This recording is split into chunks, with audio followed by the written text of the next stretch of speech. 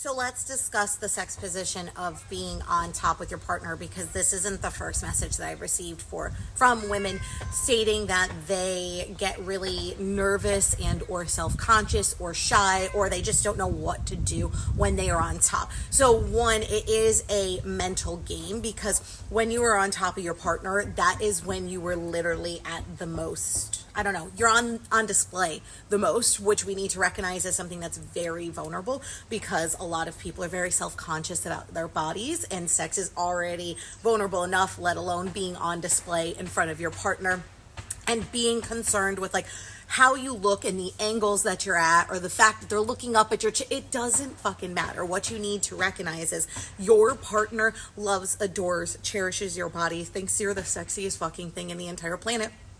And if they didn't, they wouldn't be sleeping with you. So when you get on top, they are in awe of your beauty, and you should, I don't know, you should recognize how insanely gorgeous you are, how insanely lucky they are to be with you as well, just as much as you are to be with them. And being on top is a position of power and control, and it's an empowering position rather than something that's really scary. Number two, with every sex position, I'm going to say it 100 fucking times during this, it's going to be awkward at first when you try it. So if it's your first time up there and you're like, I don't fucking know what to do, and you get in your head about it, that's completely normal.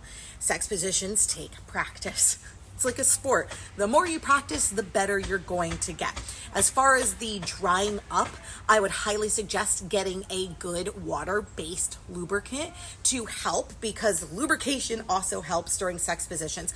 When you are transitioning sometimes into sex positions, you are sometimes being pulled out of the moment, especially when it's something brand new and it's something that you have never explored. And there is no stigma, nothing. It means nothing about you if you need lubrication. A lot of people are afraid to use lube because they're like, oh, well, I should be able to stay naturally lubricated to be in it all the time.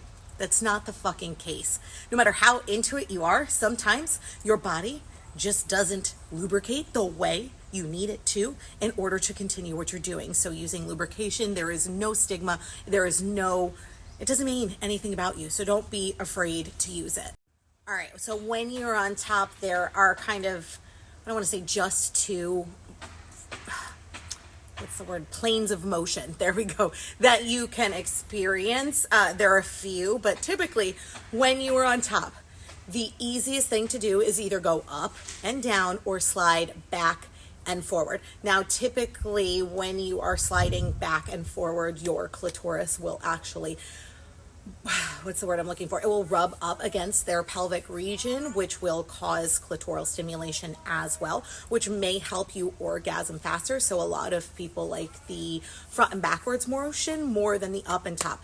Now, when you are on top, it's also about moving your hips in different directions. I saw this video on TikTok that a woman suggested spelling the word coconut while you're on top. But let's be real here. Some people don't have that pelvic mobility, as well as like, who wants to sit there in the middle of sex and be thinking of like, see, like, it's about being on top and figuring out what works best for you. Some people like to kind of brace themselves forwards, while others may put their hands back on their partner's legs so that they have more leverage, or between the partner's legs on the bed, so that you can push down into the bed and be able to thrust forward with your hips while kind of digging your hips in and digging it down. But it's really about just getting up there and exploring with what feels the best for you and checking in with your partner. Typically, your partner will give you visual or vocal cues of what feels good. If your partner's a little bit more shy, a little bit more quiet, it's okay to say, does this feel good? Does this work for you? Do you like that? It's the only way you're going to learn what works for them and works for you as well. Also, sometimes being on top can kind of hurt your knees and kind of put a lot of pressure on your knees. So a few things, you could put pillows underneath your knees to ease the pressure.